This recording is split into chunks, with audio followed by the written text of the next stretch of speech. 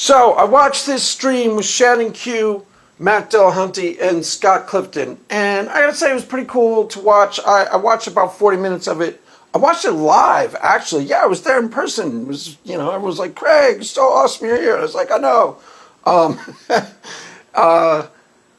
it was pretty cool. It's a pretty interesting conversation. The one really good thing that at the start, it looks like we have in Scott Clifton and Matt Dillahunty atheist, almost moral realist. Now, if you listen to my videos, you know I like atheist moral realist more than anything else. And both of them are almost kind of sort of moral realists when they laid out their position at the beginning. Scott Clifton described himself as a moral realist, wherein there are such a thing as moral facts, and then he went on to say that people somehow describe him as a moral nihilist. But they're both him and Matt Dillahunty were close enough to moral realism that, Matt Dillahunty has this analogy about chess. Okay, let's start with that. His analogy about chess really works in terms of,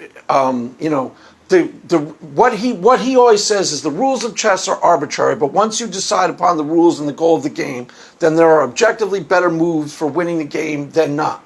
Now, one of the interesting things, the only thing I object to in this framing, which I think is successful, is that he prefaces it with the rules of chess are arbitrary. I really, honest to God, don't think that's true. Yes, they're decided upon, but I honestly think the rules of a game, for example, chess or baseball, are not arbitrary. They've been decided upon by a process of trial and error, but they have a logic that is intrinsic to the game itself. So let's take the example of baseball, okay? And this actually underscores his analogy, but makes it stronger in terms of morality having a fact predicate for it, a factual predicate. There are such a thing as moral facts. And societies and individuals cannot disregard those moral facts and expect to live successful, flourishing, happy, successful lives. This to me seems totally obvious. This seems like a no-brainer. So take a look at baseball. There's 3 strikes you're out in baseball. Well, they probably tried it with 5 strikes you're out and found that everybody could get on base really easily. Then they probably tried it with 2 strikes you're out and found that nobody could get on base. And so for the ideal flow of the game, they settled upon 3 strikes you're out because there was a logic to it that was intrinsic to the play, to the game of baseball. Now, they also all 3 of them seem to think that well-being is some sort of arbitrary definition. It really isn't. How you get that, I'm not sure. Well, I'm not sure if they all said that, but Shannon calls herself a moral anti-realist, but then when she frames morality as a social construct, she isn't that far from either of those 2. She's just calling herself a different thing because she's conflating objective with absolute. Why she does that, I'm not sure, but she keeps using the word absolute instead of objective, and then finds that there's no such thing as an absolute moral. And I'm not exactly sure why she frames it that way, but that's where all the confusion comes from. So, in other words, all 3 of them are kind of batting around in the ballpark of something that is actually atheist moral realism. You can use the word well-being if you want to. It sounds a little weak, a little wussy, but the idea is you have a society of individuals, okay? Those individuals are going to participate in moral actions. Some of those moral actions are, objectively speaking, going to produce healthier, more successful, better, better members of that society, more productive, more flourishing of well-being within that society, both individually and socially, than others. This is really, really, really obvious. Why this gets argued, I'm not even sure. So Matt Dillahunty and Scott Clifton were kind of almost on the complete right page with that. The better analogy that one of them brought up is to nutrition. It's actually almost a perfect analogy when it comes to morals, because there are societies all over the world, and they subjectively decide to like this food versus that food. You go to Italy, they eat pizza, pasta. What do we have? We have linguine. You go to France, this is a totally different type of food. This is all subjective. Which cuisine is better? You usually mean which tastes better. But there's a nutritional content to that food. And that is can be objectively verified. This diet is better for you versus this diet is better for you. So there's a subjective element to food that's culturally conditioned, but then underneath it all, there is a factual predicate for the food you're eating. And some of it has more nutritional substance, according to facts, according to factual analysis, than others. Same idea as morality. It's the exact same idea as morality. People say, morals are subjective because people have different legal codes all over the world. Well, they really don't. There's a lot of overlap in the legal systems all over the world. It's one thing that Matt Dillahunty pointed out. Murder is basically a crime everywhere you go. And more importantly, where there isn't overlap, where you have some societies that have decided subjectively, well, it's much better to date our children in this society. We think that's fine here. We think children should be sexualized at age 11 and whatever.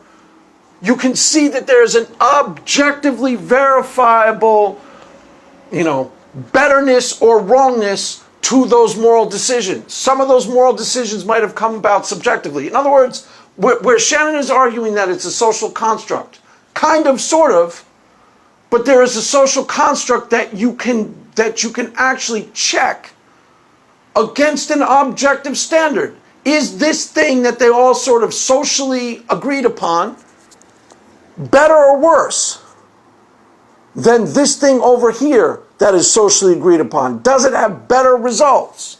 Does it produce a healthier, more sane, more reasonable society with more productive members?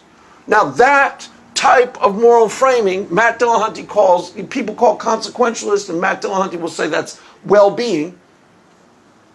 And why they think that's an arbitrary goal point, I don't know. That's the only thing we disagree on is a word.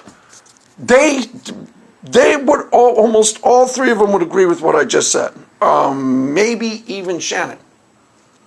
So why they decide to call that goal arbitrary, the flourishing of a society, the functionality of the members, I'm not entirely certain.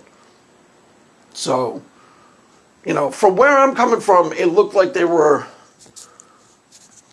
pretty close to on the same page. There was a almost mutually agreed upon definition of morality as well-being. The only difference is Matt Dillahunty always says that that's an arbitrary definition. I don't see how that's an arbitrary definition. When you go to a hospital, the health of the patient is the goal. There's nothing arbitrary about that. The health of the society is the goal. There's nothing arbitrary about that. The social well-being of the society and the individual is the goal of, ethics, values, morals, customs, and traditions. How is that arbitrary? Why does that get spoken of as arbitrary? I don't understand. That's the only part where there seems to be a disconnect, because other than that, once you decide that the health of the society is your goal, then it's really obvious. You have some values, ethics, traditions, some practices that are going to produce more functionality in the society, more well-being, and some that are dysfunctional. Going to produce social breakdown, going to produce, more drug use. I mean, this is obvious. Some behaviors that we call moral, lead, when adapted, hard work, for example. Objectively speaking, you have a lot better chance of becoming successful in life if you have a society that values hard work, industrious, and humility. Why? Because those things will help you succeed. You have a moral, a society that doesn't value those things or downplays the importance of them, that's going to affect the social productivity of that group of people. This isn't arbitrary. I mean, Matt Dillahunty and Scott Clifton would agree with me. Shannon would probably disagree with that, but what the disagreement is, I'm not exactly sure. Because she's only labeling it a social construct. And then I guess it's really hard to understand. The reason why these conversations get so confusing is because people talk past each other and they mean different things by the different things they say. If your goal is to have a productive society where each individual is working to maximum productivity to the best of their ability, and, healthy, wealthy, and wise to the absolute best of their ability. If your goal is to maximize that in the individual and maximize that in the collective, okay? That's a perfectly rational, reasonable, moral goal line. There's nothing arbitrary about that, as far as I'm concerned. There's nothing arbitrary about that. That's one thing. There's nothing arbitrary about that. I'm pretty sure all three of them would agree if that's the goal line, then there are objectively speaking, better behaviors, better values, better ethics, that it would be overall more conducive to those values if people held those type of ethics and values in high regard in the society they inhabit. So if the goal is to have an individual who is healthy, wealthy, wise, to the best of his ability, functioning at maximum efficiency within a society that is, highly functional, well-educated, well-being is the catch-all word. How is that arbitrary? How is that arbitrary? I don't see that as arbitrary. I see that as the goal of every society under the sun. Maximum, functionality. If that's the goal, then it's fairly obvious, as far as I'm concerned, that there are some morals, values, and ethics that are better for people to adopt in that society because they're going to help produce that more easily. I don't see how that even gets argued with. So I'll put the video out just as it is. It's a cool conversation. I recommend you check it out. Like I said, they almost overlap in all the things that they believe. The only discordant notes come when they start comparing it. They'll throw a lot of these are three atheists. So every once in a while, Matt Dillahunty will say something like, God. It depends on what you mean by morality. I had a guy call me up on the Atheist Experience and said morality is what God says it is. So they do a few things like that. But other than that, they're almost on the same page, except for a few labels here and there that sow confusion into what seems to be mutually agreed upon by all three, or at least close enough. So I think there's a path forward for an atheist type of moral realism. And I don't see where the objections come from necessarily. The goal of a society is to maximize, productivity and benevolence towards each of its members.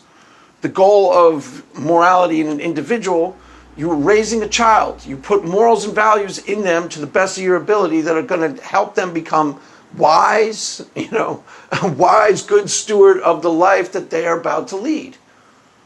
This seems like a no-brainer to me. So I don't see where the confusion comes from. That's not arbitrary. That's not subjective. That has a value system that is quantifiable. This will produce more of that than that. This is better for that goal than that. Then the only confusion comes is that goal arbitrary? People say it's arbitrary, but I don't see how it is. So I think that was clear. If that wasn't clear, let me know. But I'm pretty sure what I said was pretty much crystal clear, guys. The atheists in this little chat are pretty darn close to being atheist moral realists. The objections to that label don't necessarily make sense to me because they don't fit with what's being discussed. The subtext of this conversation had an almost mutual agreement to what I just framed.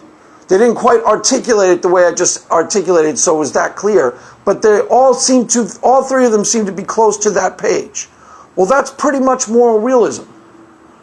So that's how I see it. Anyways, there you have it, kids. That is all for now. Yeah, it's a cool video. Go check it out. I think it was an hour. It's an hour of your time. I laughed. I cried. I had a great time. I had a grand old time. So there you have it, kids. Mass is ended. Go in peace. Amen.